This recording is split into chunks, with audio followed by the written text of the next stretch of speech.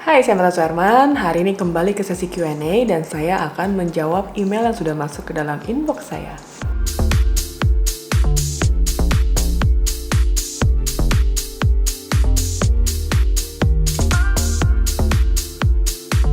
Nah, seperti biasa di channel saya selalu ada sesi Q&A. Jadi sesi bedah foto dari teman-teman yang sudah mengirim email ke inbox saya ke martasuherman@gmail.com. Nah, untuk yang kali ini saya pilih email dari Johan Tan. Emailnya adalah johantan210586@gmail.com. Nah, ini ada tulisannya, Kak Marta minta masukannya untuk lighting dan beberapa pengalaman foto kakak untuk foto saya. Dan di sini ada tulisan juga, salam kenal Kak Marta, saya dengan Johan, baru saja lihat uploadan Kak Marta soal lighting di YouTube. Kiranya kakak bisa memberi komentar beberapa foto saya di bawah ini. Itu hanya memakai satu buah key lighting berhubung cuma memiliki satu lampu bantuan saja. Saya masih amatir dan proses belajar. Ini saya foto dengan Nikon D5600 dengan lensa Nikkor fix 35mm. Editing melalui Lightroom CC Android. Nah, thank you banget buat teman-teman yang udah memberikan banyak feedback. Jadi saya paling senang kalau teman-teman abis nonton YouTube saya terus kemudian dicoba. Habis dicoba kemudian di-tag ke saya punya Instagram. Itu senang banget karena berarti apa yang saya sharing bisa menjadi manfaat buat teman-teman sekalian. Kemudian menyambung dengan emailnya Johan. Mungkin teman-teman ada beberapa yang belum nonton video saya mengenai basic teori tentang lighting. Nah, teman-teman bisa klik linknya di bawah, nanti saya sertakan di sini. Jadi teman-teman bisa nonton dari pembahasan soal lighting di video saya sebelumnya. Kemudian di email ini Johan ada sertakan 3 buah foto. Foto yang pertama, kemudian foto yang kedua, dan ini ada foto yang ketiga. Saya akan coba bahas satu persatu fotonya. Yang foto pertama ini, kalau saya lihat secara fokus agak sedikit meleset ya. Fokusnya bukan meleset karena misfokus, tapi lebih ke shake. Saya nggak tahu dari filenya ini settingannya bagaimana, tapi ini ada sedikit shake karena kalau dilihat dari bagian mata, bagian pundak, ya ini ada seperti ada gerakan. Jadi ada gerakan yang membuat foto ini tidak tajam. Kemudian dibandingkan dengan foto yang kedua dan ketiga, kelihatan banget ya perbedaannya, ketajamannya sedikit lebih blur di foto yang pertama. Dan kemudian di sini saya lihat memang Johan menggunakan lighting yang hard light. Jadi di video sebelumnya juga saya ada bahas apa itu foto dengan menggunakan lighting soft light dan foto dengan lighting hard light. Nah, ini yang digunakan oleh Johan adalah yang hard light karena bisa dilihat dari area shadow-nya. Shadow-nya ini tegas sekali, jadi ini membuktikan bahwa cahaya yang digunakan adalah cahaya hard light. Kemudian dari foto yang kedua juga saya bisa lihat kalau Johan menggunakan lampu bantuan, lampu continuous. Jadi ini ada seperti lampu kotak di bagian depan ya. Nah, ini memang tidak menggunakan diffuser apapun, jadi makanya cahayanya cukup kuat jatuhnya ke model ini dan juga bisa dilihat dari bayangannya. Nah, kemudian poin yang penting yang harus diperhatikan pada saat kita membuat sebuah foto portrait manusia itu adalah skin tone. Jadi kalau dari foto Johan yang saya perhatikan ini memang warna kulitnya sedikit oversaturate dan cenderung agak sedikit kekuningan. Nah, ini bisa diolah lagi, dimaksimalkan lagi pada saat kita melakukan post-processing. Nah, skin tone ini satu hal yang sangat penting pada saat kita memotret orang. Karena setiap manusia itu memiliki skin tone yang berbeda-beda. Jadi kalau misalnya kita bicara orang bule, misalnya orang Amerika atau apa, nah mereka punya skin tone itu yang berwarna keputihan. Nah, sedangkan kalau kita ngomong Asia, mostly agak sedikit lebih kuning. Kemudian juga ada juga yang sedikit kemerahan, atau misalkan kita bicara kulit orang Afrika, nah itu kan juga kulitnya warnanya berbeda lagi. Nah, itu handlingnya berbeda. Kalau kita ngomong studio lighting juga cara handling lightingnya juga sedikit berbeda. Setelah itu yang harus diperhatikan di sini adalah mengenai detail-detail yang kurang penting di dalam sebuah foto. Jadi kalau saya lihat di sini misalkan ada satu tripod di foto pertama, di mana tripodnya ini tidak ada kamera di bagian atasnya. Jadi hanya digunakan sebagai penopang dari sikutnya si model ini. Nah, ini sebenarnya kurang pas kalau menurut saya. Karena biasanya tripod ini kan digunakan untuk kamera, dan di sini saya belum melihat apa korelasinya antara si model ini dengan tripod ini. Jadi kalau misalkan memang kamu ingin bercerita tentang seorang fotografer atau seorang wanita yang memiliki hobi foto, nah coba kameranya diikut sertakan di dalam foto ini. Nah, kemudian juga di foto yang kedua ada foto si modelnya ini dengan memegang smartphone. Nah, ini juga ada di sebagian belah sisi sampingnya itu ada lampu continuous yang digunakan dimasukkan ke dalam frame fotonya ini. Nah, ini harus diperhatikan juga karena kalau menurut saya lampu bantuan ini kurang cantik. Jadi sebaiknya coba menggunakan, kalau misalkan mau bentuknya lebih menarik, mungkin pakai ring light, itu bisa lebih menarik ya. Terus kemudian di foto yang ketiga juga sama. Ini tripodnya ada di sisi sebelah samping dan ini menurut saya agak kurang pas. Jadi kalau memang dia tidak digunakan, sebaiknya disingkirkan saja, tidak dimasukkan dalam frame. Nah, kemudian yang terakhir yang paling penting yang harus diperhatikan adalah mengenai pose. Ini memang untuk sebagai fotografer kita harus punya referensi yang cukup banyak tentang posing. Jadi kita harus tahu bagaimana caranya memberikan arahan kepada model gimana supaya mereka bisa berpose dengan baik dan benar. Memang beberapa model yang sudah profesional, mereka sudah tahu bagaimana cara mereka berpose, bahkan mereka sudah tahu angle mana yang terbaik kalau fotografer ingin mengabadikan foto mereka. Nah, tapi kalau buat model pemula dan kita seorang fotografer pemula, itu menjadi satu masalah yang besar karena modelnya tidak punya pengalaman tentang posing dan juga fotografer tidak punya pengalaman bagaimana caranya mendirect supaya model memiliki pose yang pas. Nah, ini harus diperhatikan dan harus dipelajari banget. Nah, di video kali ini saya akan sharing beberapa tips caranya mengarahkan pose untuk model.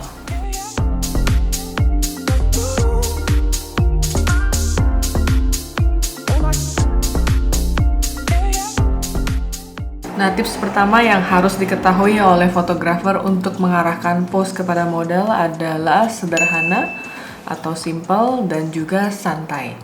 Nah, gimana caranya supaya si model ini bisa kita capture dalam suasana yang santai, dalam mood dia yang santai, yang relax, dan juga semuanya tampak sederhana. Nah, ini salah satu cara yang paling gampang adalah dengan menciptakan suasana di lingkungan kita yang senyaman mungkin. Jadi misalnya kita bisa juga setel lagu, jadi lagu-lagu yang santai gitu, yang sesuai. Dan juga kemudian kita juga bisa menciptakan ruangan, misalkan ruangan studio kita juga kita harus set sedemikian rupa supaya dia nyaman di ruangan kita. Dan juga pastinya kita sebagai fotografer dan juga seluruh tim kita itu harus bisa berkomunikasi dengan baik. Jadi jangan sampai ada seseorang, misalkan makeup artisnya atau siapa, kemudian dia membawa energi yang kurang positif sehingga suasananya jadi berantakan, moodnya jadi berantakan. Jadi harus ciptakan suasana yang benar-benar santai. Kemudian setelah suasananya kita ciptakan sesantai mungkin, kita coba capture dengan pose dia berdiri yang pertama. Jadi kita kasih dia direction supaya dia pose dalam posisi berdiri. Kemudian kita bisa variasikan beberapa macam pose. Misalkan yang pertama kita minta dia melihat ke kamera, itu biasa standar banget ya. Jadi biasa kan suka ada orang yang matanya nggak madep ke kamera, tapi dia madep ke kanan atau madep ke kiri. Tapi yang pertama kita coba dulu langsung madep ke kamera. Baru setelah itu dia mulai melihat ke kanan atau ke kiri atau ke pundaknya fotografer. Dia bisa juga jadi sedikit madep depan tapi matanya agak sedikit menyamping. Nah, itu bisa menjadikan variasi. Kemudian bisa juga kita arahkan dia madep depan tapi kepalanya mungkin sedikit ke kanan 45 derajat atau sedikit ke kiri 45 derajat. Atau bisa diarahkan ke atas atau ke bawah. Itu bisa menjadi variasi. Dan juga selain itu yang paling sering dilakukan oleh fotografer adalah minta modelnya lihat kepada key light. Jadi kunci utama key light-nya itu minta dia melihat kepada sumber cahaya utama. Kemudian setelah pose pertama berdiri sudah selesai, kita masuk ke dalam pose duduk. Nah, dengan pose duduk ini kita pastinya membutuhkan alat bantuan seperti kursi atau Apple box atau apapun itu untuk meletakkan model ini supaya mereka bisa duduk dengan nyaman. Untuk pose duduk, kita harus memikirkan angle yang kita akan ambil. Apakah kita akan mengambilnya dari bagian bawah, sedikit lebih rendah, atau kita mau sejajar di mana dia duduk, atau kita mau ambil lebih tinggi dari posisi dia duduk. Bila kita akan mengambil posenya dia sambil duduk, otomatis kita harus memperhatikan posisi kaki. Jadi direction dari kaki ini juga harus diperhatikan. Apakah kita ingin posisinya lebih terbuka atau merapat, itu menjadi variasi dan pilihan pada saat kita ingin memotret. Selain itu, kalau kita memotret mereka dalam posisi duduk, jangan sampai foto yang kita ambil lebih dominan kursinya daripada modelnya. Jadi harus diperhatikan pose tangan, pose badan, supaya kursinya itu tidak menjadi menonjol dalam sebuah foto kita. Selain itu, tingginya kursi juga menjadi satu hal yang penting. Jadi pemilihan kursi benar-benar harus diperhatikan juga. Apakah dia menjadi terlalu tinggi sehingga model tidak nyaman pada saat duduk, atau dia terlalu rendah sehingga model juga duduk menjadi tidak nyaman. Kemudian jenis-jenisnya juga seperti apa, apakah dia terlalu empuk atau terlalu keras, itu juga harus diperhatikan. Jadi harus dicoba dulu sebelum kita melakukan photoshoot. Kemudian kita masuk ke dalam step yang lebih susah, yaitu mengenai beauty pose. Di dalam beauty pose ini, ekspresi menjadi satu hal yang penting banget. Jadi berbeda sama foto-foto yang mungkin kita ambil biasa, misalkan kayak foto-foto pas foto yang kita ambil untuk ID card ya. Nah itu kan fotonya tegang dan juga tidak ada ekspresi. Nah berbeda dengan beauty pose, kita harus benar-benar mengutamakan ekspresi. Jadi model yang kita akan foto harus benar-benar menguasai ekspresi yang mereka ingin tampilkan. Ekspresi ini bisa macam-macam, bisa saja dia menampilkan ekspresi dia senang, atau misalkan dia ingin tampilkan serius ya, atau misalkan dia ingin menampilkan ekspresi dia seperti gesture, seperti dia seksi atau lainnya. Nah itu bisa ditampilkan dalam ekspresi wajah mereka. Jadi tanpa bicara macam-macam, tapi dengan ekspresi semuanya itu bisa tersampaikan. Kemudian untuk menampilkan foto beauty, ya beauty pose ini, kita biasanya memerlukan tangan. Jadi tangan ini bisa dipakai untuk memaksimalkan foto beauty kita. Jadi dia bisa diletakkan pada wajah, atau posisi leher, ya, atau posisi rambut. Jadi itu disesuaikan seperti apa maunya, kita mau create seperti apa. Apakah misalkan kita ingin menampilkan satu pose tertentu, misalkan saya ingin menampilkan dari bagian rahang gitu ya, atau misalkan kita ingin menampilkan lebih ke mata, jadi posisi tangan kita bisa diarahkan ke mata. Nah itu tergantung dengan pose yang kita inginkan, tapi yang pasti tangan ini menjadi satu hal yang penting dalam beauty pose. Nah setelah beauty pose sudah selesai, satu hal yang menarik adalah kita bisa menambahkan movement. Jadi gerakan-gerakan pada saat kita melakukan foto potret itu menjadi poin penting, poin tambahan yang menarik. Jadi misalkan kalau teman-teman pernah lihat ada model yang mungkin mengibaskan rambut ya. Nah itu menjadi satu foto yang menarik pada saat kibasan rambut ini terbekukan dalam shutter speed gitu ya. Nah ini bisa dicoba untuk eksperimen. Jadi mungkin ada beberapa orang, beberapa talent yang mungkin mereka lebih nyaman pada saat mereka bergerak. Foto-foto dengan gerakan ini banyak banget sebenarnya dilakukan oleh teman-teman yang mengambil konsep sport. Nah biasanya misalkan ada orang yang sedang berlari atau misalkan sedang menari yang melakukan aerobik atau apapun itu. Nah biasanya lebih menarik kalau kita abadikan dengan gerakan. Selain pose-pose tadi yang sudah disampaikan, posisi berdiri, posisi duduk, beauty pose, ataupun movement, nah ada satu hal yang harus diperhatikan yaitu posisi rambut. Rambut itu menjadi satu poin yang penting dalam mengambil sebuah foto portrait. Nah, jadi rambut ini adalah satu poin yang penting pada saat kita ingin mengambil sebuah foto portrait. Karena setiap orang itu memiliki warna rambut yang berbeda-beda dan juga jenisnya berbeda-beda. Ada yang ikal, ada yang keriting, ada yang rambutnya lurus. Nah, ini bisa kita maksimalkan. Jadi, kita juga bisa mengarahkan pose kepada model kita untuk bermain dengan tangannya. Jadi, rambutnya dia permainkan dengan tangan sehingga kita bisa mendapatkan foto-foto yang menarik. Untuk mendapatkan tampilan rambut yang menarik, sebaiknya teman-teman bekerja sama dengan hairstylist. Jadi, hairstylist ini tidak kalah pentingnya dengan makeup artist ataupun fashion stylist. Karena mereka akan membantu mengarahkan kita untuk menampilkan rambut yang paling indah itu seperti apa. Kadang-kadang ada beberapa foto yang kesannya rambut modelnya itu acak-acakan gitu, tapi sebenarnya mereka mereka atur rambutnya itu sedemikian rupa, walaupun acak-acakan tapi tetap secara estetika itu menarik. Kemudian selain rambut, yang harus diperhatikan adalah siku atau lengan. Jadi biasanya kalau kita dalam posing model, kita mengenal ada yang namanya S-curve. Nah, S-curve ini penting banget buat diketahui supaya foto yang ditampilkan itu lebih menarik. Dan juga di dalam posing model ini kita juga mengenal ada teori triangles, di mana lengan itu harus ditekuk. Jadi tidak ditekan menempel ke badan, karena kalau kita memposisikan lengan itu menempel ke badan, tangan itu akan nampak lebih besar. Tapi kalau kita agak buat sedikit siku, nah itu akan membuat lengan itu nampak lebih ramping. Selain itu juga yang harus diperhatikan adalah jari jemari. Jadi tangan ini harus diarahkan sebaik mungkin. Jadi kalau misalkan model-model yang baru belajar atau mungkin orang umum yang kita foto, nah biasanya mereka punya jari jemari itu agak sedikit kaku. Jadi kalau kita motret begitu kita bilang, oh coba pose sedikit sentuh tangan atau sedikit sentuh ke pipi gitu ya.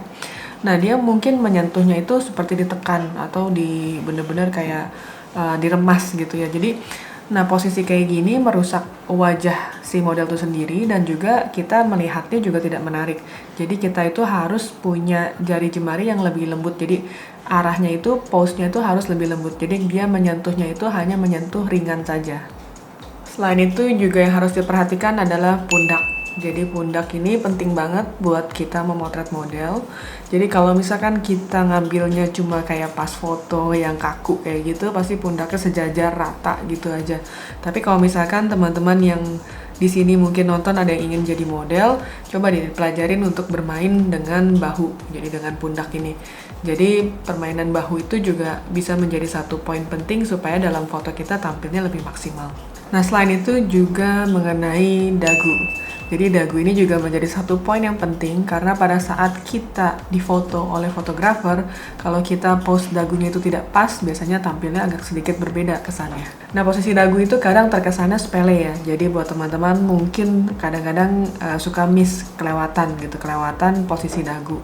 Nah ini biasanya kalau misalkan kita foto dia, model ini dengan posisi dagunya agak sedikit ke atas, biasa ekspresi wajahnya sedikit lebih angkuh, kemudian juga bentuk wajahnya ini mukanya detailnya kurang kelihatan jelas. Tapi kalau misalkan kita buat dia lebih chin down, lebih dikit lebih turun, nah itu biasa hasilnya lebih maksimal. Nah demikian sharing tips pose-pose untuk potret fotografi. Nah buat teman-teman sebenarnya pose-pose tips-tips yang tadi saya sudah sharing itu bukanlah aturan baku. Jadi buat teman-teman bisa mendapatkan inspirasi mengenai pose ini dari kegiatan sehari-hari. Jadi misalkan teman-teman bisa lihat mungkin ada pose di mana seorang cowok lihat jam gitu ya, atau dia betulin kemeja gitu, atau misalkan dia betulin dasi. Nah itu bisa menjadi inspirasi pada saat kita mendirect seseorang. Nah jadi sharing tips kali ini mudah-mudahan bisa berguna buat teman-teman sekalian. Jadi jangan lupa di share buat teman-teman lainnya, siapa tahu ada yang membutuhkan informasi ini. Dan thank you for watching, jangan lupa like, comment, subscribe, dan juga share.